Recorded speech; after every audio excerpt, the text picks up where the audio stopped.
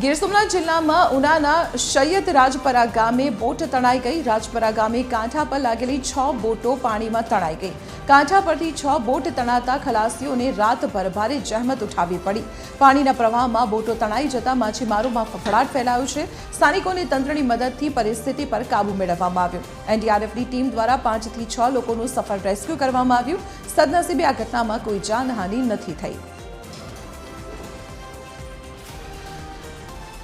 ગીર સોમનાથમાં હાઈવે પર મહાકાય વૃક્ષ ધરાશાયી થવાનો બનાવ સામે આવ્યો। કોડીનાર અમરેલી સ્ટેટ હાઈવે પર વિશાળ વૃક્ષ ધરાશાયી થઈ ગયું।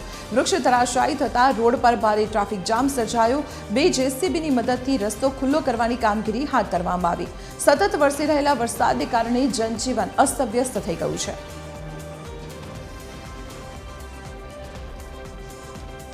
ગીર સોમનાથના વેરાવળમાં ધોધમાર વરસાદ ખાબક્યો છે, ત્યારે બીજા દિવસે પણ પાણી ન ઓસરતા ધારાસભ્ય દોડી આવ્યા હતા। ધારાસભ્ય વિમલ ચુડાસમાએ અધિકારીઓ સાથે નિરીક્ષણ કર્યું હતું। પાણીના નિકાલ માટે વ્યવસ્થા કરવા ધારાસભ્યએ રજૂઆત પણ કરી હતી।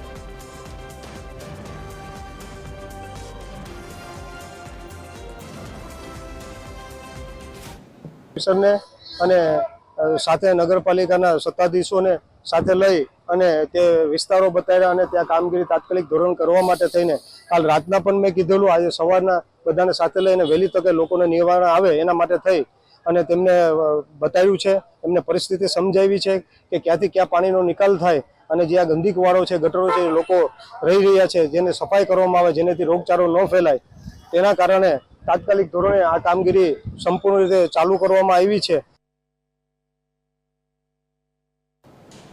ગીર સોમનાથમાં ભારે વરસાદની આગાહીને પગલે તંત્ર એલર્ટ મોડ પર જોવા મળી રહ્યું છે। ગીર સોમનાથના વેરાવળમાં દરિયાએ રૌદ્ર સ્વરૂપ ધારણ કર્યું। વેરાવળના દરિયામાં 7 ફૂટ જેટલા ઊંચા મોજા સાથે કરંટ જોવા મળી રહ્યું છે। વેરાવળ બંદર પર ગંભીરતાને જોતા 3 નંબરનું સિગ્નલ લગાવવામાં આવ્યું છે અને માછીમારોને દરિયો ન ખેડવા માટે વહીવટીતંત્રએ કડક સૂચના આપી છે।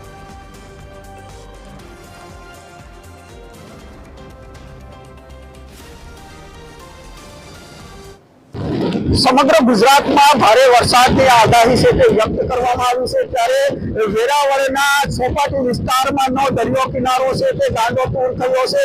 આપને દ્રશ્યો બતાવું કે જે દરિયા કિનારો છે તેમાં 7 થી 8 ફૂટ ઊંચા છે તે મોજા છે તે ઉછળી રહ્યા છે। વેરાવળ બંદર પર 3 નંબરનું સિગ્નલ છે તે લગાવવામાં આવી રહ્યું છે। ખાસ કરીને વાત કરવામાં આવે તો જે વેરાવળ ચોપાટી વિસ્તાર નજીકનો જે દરિયો કિનારો છે તેમાં ભારે કરંટ છે તે જોવા મળી રહ્યો છે। માછીમારોને દરિયો ન ખેડવા માટે પણ તંત્ર દ્વારા છે તે સૂચના છે તે આપવામાં આવી છે ને દરિયામાં ભારે કરંટ છે તે જોવા મળી રહ્યો છે।